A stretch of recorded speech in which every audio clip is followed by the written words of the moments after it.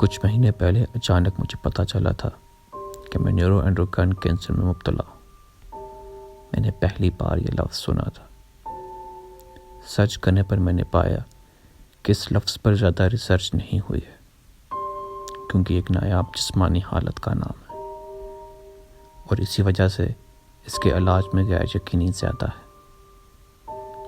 ابھی تک اپنے سفر میں تیز گامی سے چلتا جا رہا تھا۔ میرے ساتھ میرے منصوبے، توقعات، خواب اور منزلیں تھیں۔ میں ان میں ملوث پڑھا جا رہا تھا کہ اچانک ٹی سی نے پیٹھ پر ٹیپ کیا۔ آپ کا اسٹیشن آ رہا ہے، پلیز اتر جائیں۔ میری سمجھ میں نہیں آیا۔ نانا، میرا اسٹیشن ابھی نہیں آیا ہے۔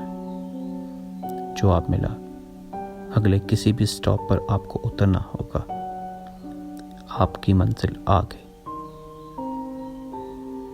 اچانک احساس ہوا کہ آپ کسی کارک کی طرح انجان ساگر میں غیر متوقع لہروں پر بہے جا رہے۔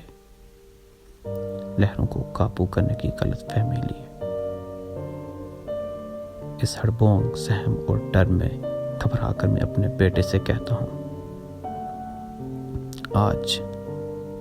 آج کی اس حالت میں صرف اتنا چاہتا ہوں کہ میں اس ذہنی حالت کو ہڑبڑاہٹ، ڈر، بدحواسی کی حالت میں نہیں جینا چاہتا۔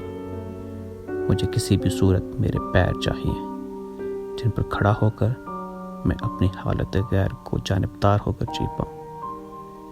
میں کھڑا ہونا چاہتا ہوں۔ ایسی میری منشا تھی، میرا ارادہ تھا۔ کچھ ہفتوں بعد میں ایک ہاسپٹل میں بھرتی ہو گیا۔ بے انتہا درد ہو رہا تھا۔ یہ تو معلوم تھا کہ درد ہوگا، لیکن ایسا درد، اب درد کی شدت سمجھ آ رہی تھی۔ کچھ بھی کام نہیں کر رہا تھا، نہ کوئی تسلی، نہ کوئی دلاسا۔ پوری کائنات اس درد کے پل میں سمٹ آئی تھی۔ درد خدا سے بڑھا اور عظیم محسوس ہوا۔ میں جس ہاسپٹل میں بھرتی ہوں، اس میں بالکنی ہے۔ باہر کا نظارہ دکھتا ہے۔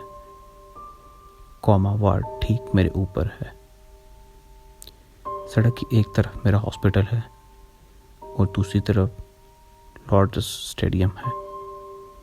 وہاں ویبر ڈچنسن کا مسکراتا ہوا پوسٹر ہے، میرے بچپن کے خوابوں کا مکہ۔ اس کو دیکھنے پر پہلی نظر میں مجھے کوئی احساس ہی نہیں ہوا، مانو وہ دنیا کبھی میری تھی ہی نہیں۔ میں درد کی گرفت میں ہوں۔ اور پھر ایک دن یہ احساس ہوا جیسے میں کسی ایسی چیز کا حصہ ہی نہیں جو متعین ہونے کا دعویٰ کرے۔ نہ ہسپتال، نہ اسٹیڈیم۔ میرے اندر جو باقی تھا وہ اصل میں کائنات کی لامحدود قوت اور عقل کا اثر تھا۔ میرے ہاسپٹل کا وہاں ہونا تھا۔ من نے کہا، صرف غیر یقینی ہی متعین ہے۔ اس احساس نے مجھے سپردگی اور بھروسے کے لیے تیار کیا۔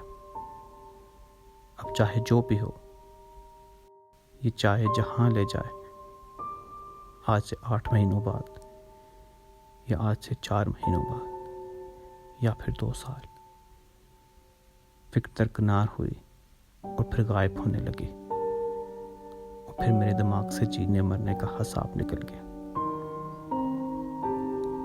پہلی بار مجھے لفظ آزادی کا احساس ہوا، صحیح معنوں میں ایک کامیابی کا احساس۔ اس کائنات کی کرنی میں میرا یقین ہی مکمل سچ بن گیا۔ اس کے بعد لگا کہ وہ یقین میرے ہر سیل میں بیٹھ گیا۔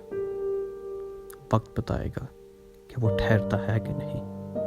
فی الحال میں یہی محسوس کر رہا ہوں۔ اس سفر میں ساری دنیا کے لوگ سبھی میری صحت مند ہونے کے لیے دعا کر رہے ہیں۔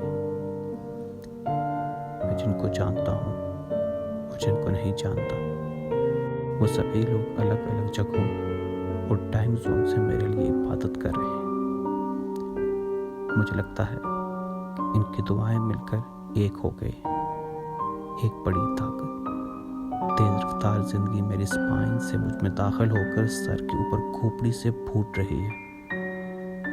پھوٹ کر یہ کبھی کلی، کبھی پتی، کبھی ٹہنی، کبھی شاخ بن جاتی ہے۔ میں خوش ہو کر ان کو دیکھتا ہوں۔ لوگوں کی اجتماعی دعا سے پھوٹی ہر ٹہنی، ہر پتی، ہر پھول مجھے ایک نئی دنیا دکھاتی ہے۔ احساس ہوتا ہے کہ ضروری نہیں کہ لہروں پر کار کا کنٹرول ہو، جیسے آپ قدرت کے پالنے میں